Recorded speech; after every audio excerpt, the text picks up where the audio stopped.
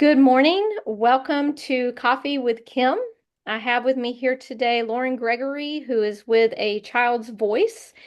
So, welcome, Lauren. Thank you for being with us. Thank you. I'm glad to be here. Thanks for having me. Since this is Coffee with Kim, first question is, do you drink coffee? Yes, very much. My favorite thing is drinking coffee. Do you have a favorite coffee drink, or you just drink regular coffee? What's your choice? Both. I'm a black coffee drinker at home, in the morning. I like to drink black coffee, usually from A Thousand Faces in Athens, but I love a latte. So like from a coffee shop, I love getting a latte. Okay, great. Thanks. All right, so your nonprofit is A Child's Voice. Tell us about it. What? Yeah, I'd love to. So we're called A Child's Voice. We're a child advocacy center is the model that we work under. So there's a lot of centers like ours in Georgia and in the nation, but we're a private independent nonprofit. And our role is to serve children and teens when there are concerns that they've been a victim of child abuse or witness to a crime or that they've experienced some other type of victimization.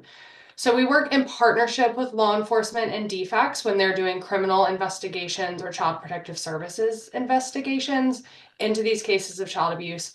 Our staff provide services in a more streamlined way to make it a better experience for that child or teen. When a case like this happens in our community, we serve Newton County and Walton County.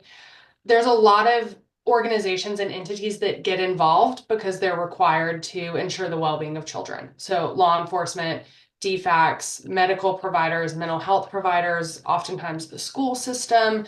So all of these people are involved in these investigations. And without a center like ours, the child or teen might have to talk to 10, 12, 15 people about this difficult thing they've experienced. But in the context of our multidisciplinary team approach, we can reduce the number of times the child or the teen has to talk back through this traumatic experience, and it leads to a better outcome for the child. So they don't have to talk about their trauma as often. We coordinate services and support.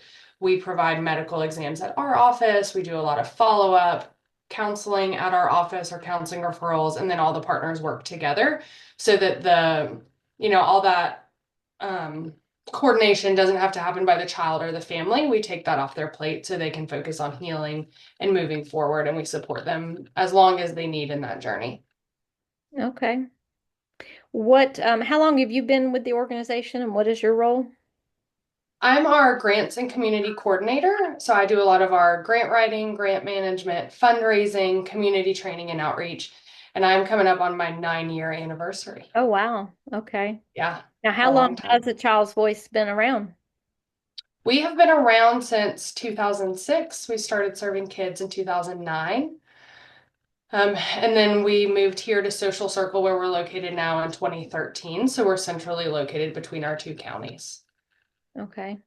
Now, so I guess you said you mostly get referrals from the different partners in the community. I would Yes. guess it wouldn't be just someone on their own would come to you because it would just be from the partnerships. Correct. Yeah. So for our more investigative forensic services, our forensic interviews, forensic medical exams, family support, we do require that law enforcement investigation. So it's all done through the county's child abuse protocol. But we are available as a resource for the general community for child abuse prevention information. We serve as a local council of Prevent Child Abuse Georgia. So we do a lot of education and outreach, helping parents figure out how to keep their kids safe. I think parents especially really worry about their kids in this day and age with the internet and social media. And even just, do I trust to let my kid go over to this person's house? What do I do? How do I navigate all these things? We can provide education. We have some trainings, that are ready to go that we do a training, but we'll also talk to anybody, any group, parent groups, just to help better equip parents to protect their children, to prevent anything from ever happening in the first place. But also, we know that sometimes kids experience tough things, right? So, how do parents respond in that moment? Or even just concerned community members, right? Maybe you're not a parent, but you have neighbors, or you work in the school system, or you're involved in a church, or you're involved in any other group. We can work with any adult or even sometimes teenagers who babysit, right? We can educate all these people so that they are able to support the kids in their lives. We know that it's really hard when a child experiences child abuse, but we also know that kids are really resilient and they can heal. And to heal, they need supportive people in their lives and they need help, treatment. So we can coordinate anybody to those things. Even if they don't come through our center as clients for the forensic services, we can support the general community in that way. So are you or someone from the center available to go out and be a speaker to talk about these things you were talking about in schools or churches or organizations? Yes, for sure. That's one of my favorite things to do. So that fits in with my role definitely, but sometimes different people go depending on where we're at or what's going on. Really, any staff members available, and there are 9 of us. So we're pretty available and flexible, and we love getting out in the community.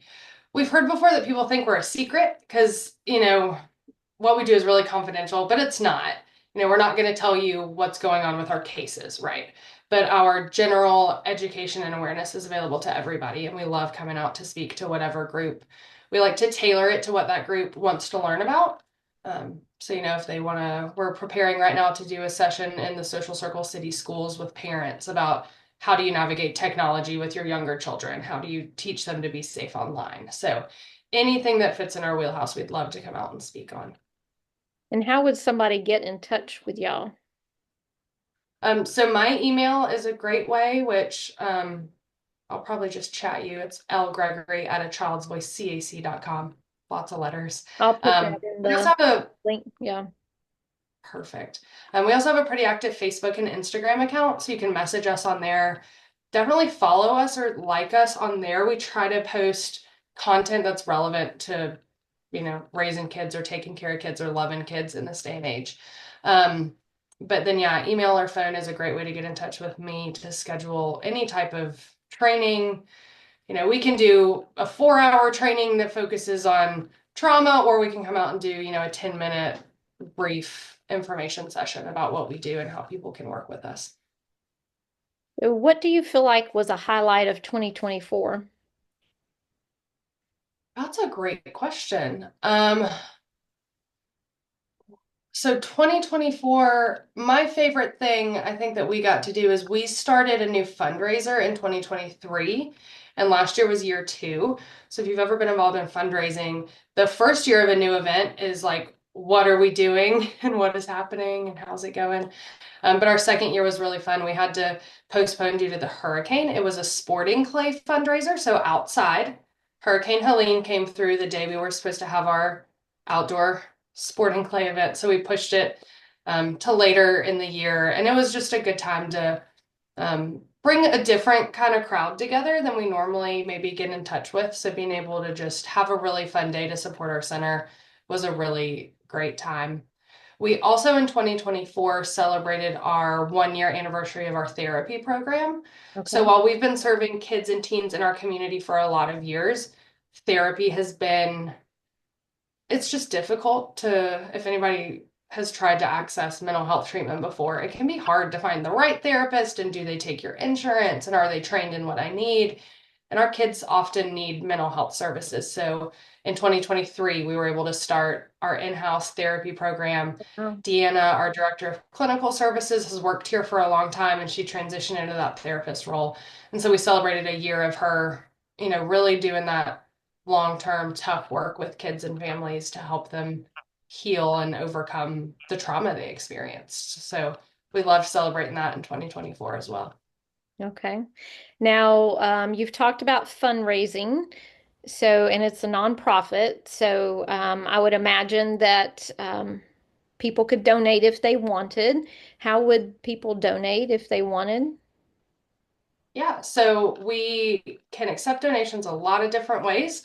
We have on our website, there's a donate page, which is a childsvoicecac.org. But we also have a Venmo profile and a PayPal profile. Um, so kind of any way like that. We'd also love for people to partner with us on events. April is Child Abuse Prevention Month, and we do a lot of outreach and awareness. So we do pinwheel gardens. If you've ever seen those around the community, the pinwheel is the symbol of safe, healthy, happy childhoods. So we put those up in the community. People can sponsor pinwheels or sponsor the gardens if they want to do something a little more tangible, or of course, just donations to our center. Families never pay for the services they receive here. Again, we're that nonprofit. So while we have some grant funding and some community funding, we're really primarily supported by our community and really dependent on that, especially when, things can be uncertain with grants and other federal funding like we see right now. So really that community is the best way to support us. Or even sometimes we need things. Kids love snacks, right? And kids are here sometimes for a couple hours at a time. And so sometimes we're low on snacks or we're low on, we give out coping kits that have journals and pens and things that the kids can do when they go home. And, just because they came and talked about what happened doesn't mean they never think about it again. So we send them home with a coping kit. They get to pick out a squishmallow and take a squishmallow home with them. So people can obviously donate cash, which we appreciate, but also there's tangible ways. And we have a wish list I can share with you as well that we keep updated with what our current needs are for our kids and families. And is that on the website, the wish list? Yes, that is on our Okay. website as well. Okay. I'll make sure I post that information. Thank you. All right. Well, last question for you, and this can be just your life, or it can be the center, however you want to do it. What is bringing joy to your life right now? Oh, joy to my life. Well, I have a little 6-month-old baby girl, so Oh, she okay. is just full of joy. She is so, so sweet. I also have a 3-year-old toddler, which toddlers, while joyful, also bring some other frustrating emotions. But the little 6-month-old baby girl is just sweet, sweet, sweet. So that is what's really my focus right now is loving on my babies at home. I love supporting the work we do here, and I love supporting my coworkers who have really hard jobs and hear really difficult things from kids that they should never have to hear about. But at the end of the day, going home to love my own babies is just my favorite thing right now. That's great. That's great. Well, Lauren, thank you so much for being with us, and we'll share your information so people can get in touch with you if they would like to help. Thank Thank you. you so much, Pam. I really appreciate your time and getting to talk about what we do at A Child's Voice. Thank you. All right. Bye. Bye.